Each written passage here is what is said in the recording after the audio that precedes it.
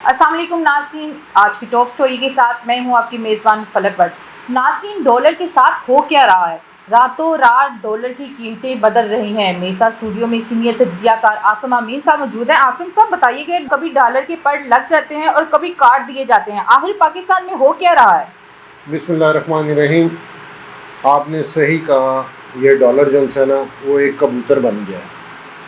کبھی اس کو پر لگ جاتے ہیں تو وہ ہوا سے باتیں کرتا ہے جی، کبھی اس کے پر کٹ جاتے ہیں تو وہ زمین پہ گر جاتا ہے۔ ایسے ہی ہے۔ زمین پہ گرنے والا تو ابھی ایسی کوئی مثال سامنے نہیں آئی۔ یہ ایک پورا مافیا کا کھیل ہے۔ ٹھیک ہے، یہ ہم لوگوں کو، ہماری عوام کو یہ چیزیں نہیں سمجھ آ رہی، ایسے ہی ہے۔ یہ صرف اور صرف کھیل ہے ڈالر کو اکٹھا کرنے کا۔ ٹھیک ہے، آپ دیکھیں نا، جس کے پاس ڈالر پڑا ہے ان کو پتا تھا کہ عید آئی ہے، جی جی، باہر سے لوگ آئے ہیں، ان کے پاس لازمی بات ہے کہ کرنسی ہوں گی۔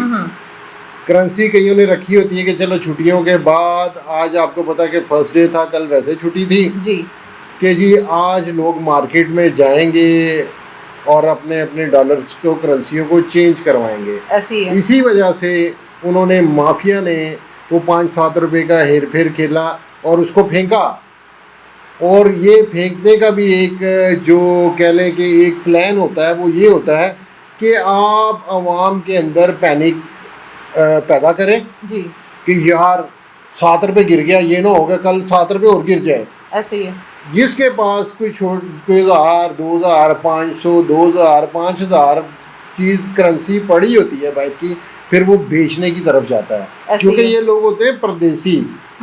انہوں نے استعمال کرنا ہے، 10-15-20 دن کی، مہینے کی چھٹی ہوتی ہے، پھر واپس چلے جانا ہے اپنے کاموں پہ۔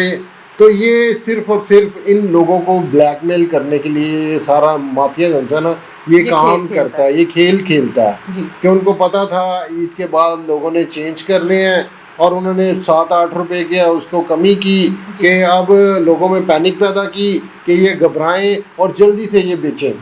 دیکھیں، دوسری چیز یہ ہے، ایسا نہیں ہوگا، یہ ساری کی ساری گیم جو ہوگی نا، یہ 8-10 دن کی ہوگی، 20 دن کی ہوگی۔ ایسے ہی ہے۔ انہوں نے، مافیا نے، ڈالر اکٹھا کرنا ہے، جی، سیو کر لینا۔ ٹھیک ہے۔ آپ کیا سمجھتے ہیں کہ جو آپ ابھی ڈالر لینے چلے جائیں تو آپ کو مل جائے گا؟ کیا نہیں ملے گا۔ یہ صرف اور صرف اکٹھا کر رہے ہیں، بیچ نہیں رہے۔ ٹھیک ہے، یہ بیچتے ہیں تو صرف اور صرف ایک لنک، جن کے ساتھ لنک ڈیولپ ہے، اور مثال دے رہا ہوں کہ اگر یہ 270 روپے کا ڈالر ہے تو یہ آپ کو ملے گا 285 روپے کا، 280 روپے کا، 290 روپے کا۔ یہ بلیک ہوتا ہے اب ڈالر۔ اب وہ کام نہیں اب رہا کہ آپ جب مرضی جائیں اور کسی بھی جا کے منی چینجر پہ آپ اس کو کہیں جی مجھے $100 دے دے، 2 دے دے، 500 دے دے، وہ نہیں دے گا، وہ کہے گا ہے ہی نہیں۔ ایسے ہی ہے۔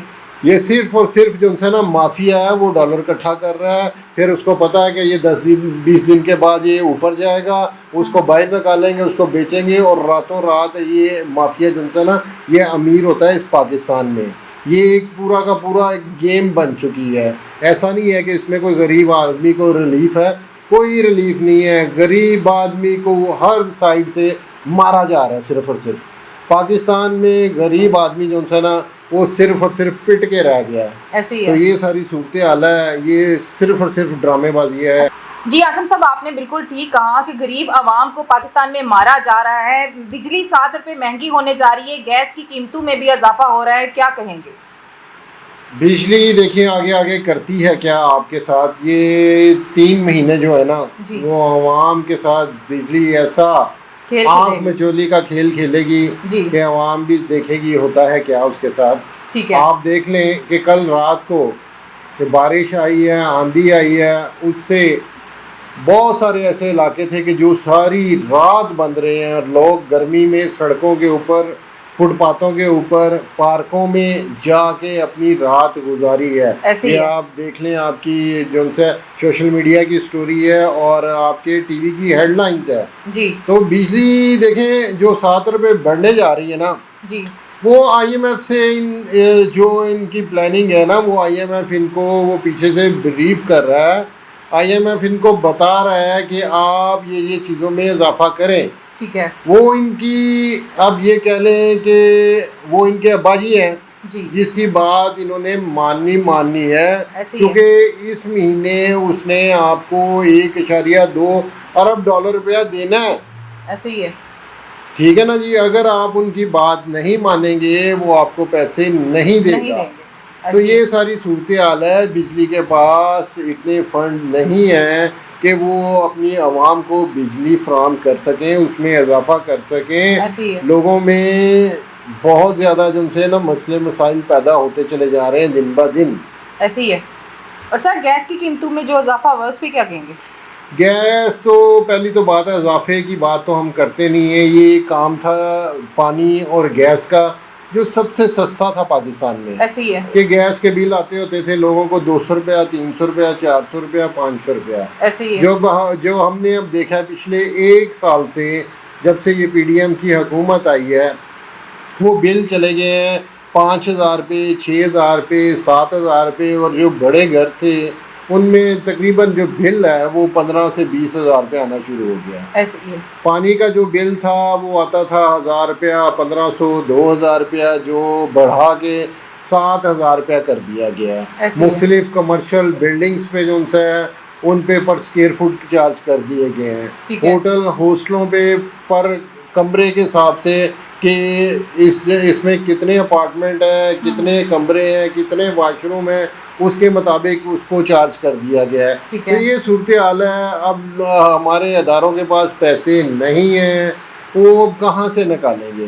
کیونکہ ٹیکس کا نظام ہمارے ملک میں بہت عجیب و غریب سا ہے. ٹیکس عوام جو سی ہے وہ دینا چاہتی ہے، دیتی بھی ہے، لیکن وہ ٹیکس جو ہے وہ گورنمنٹ کے کھاتے میں کم اور ملازمین کے کھاتے میں، ان کے جیبوں میں زیادہ جاتا ہے.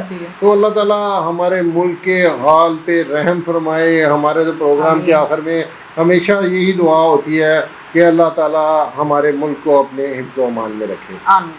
ناظرین یہ تھی آج کی ہماری ٹاپ سٹوری. اسی کے ساتھ اپنی میزبان فلک بٹ کو اجازت دیجیے گا. اللہ نگہبان.